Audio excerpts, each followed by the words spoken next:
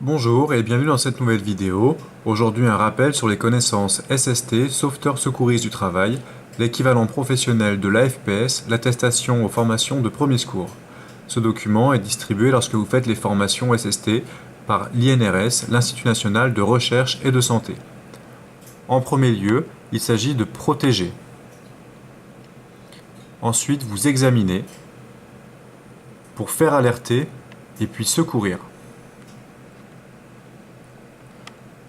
Lorsque vous cherchez à protéger, il s'agit d'identifier les risques. Danger d'origine mécanique, d'origine électrique, d'origine thermique, incendie explosif, atmosphère irrespirable ou toxique.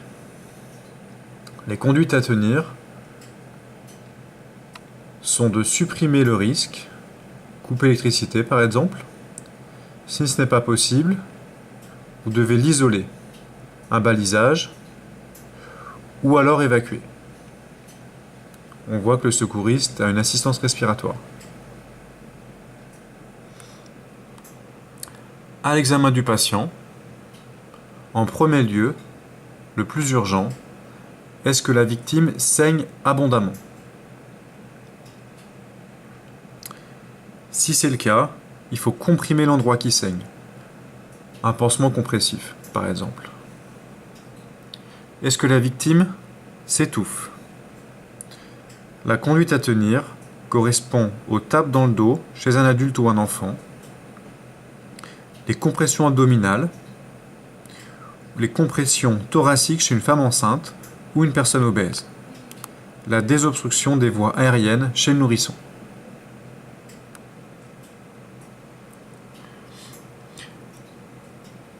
La victime est inconsciente. Elle ne vous répond pas. Vous examinez sa respiration. Elle ne respire pas. Si elle ne respire pas, elle ne répond pas et elle ne respire pas, c'est le cas du massage cardiaque. Vous soufflez l'air dans les poumons et vous mettez en place un défibrillateur.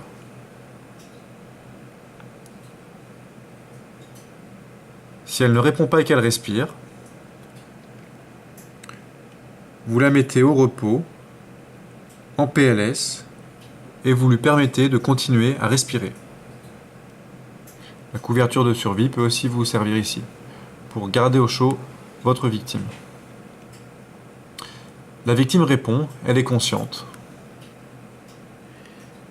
Elle se plaint d'un malaise, vous la mettez au repos, et vous continuez d'évaluer sa conscience.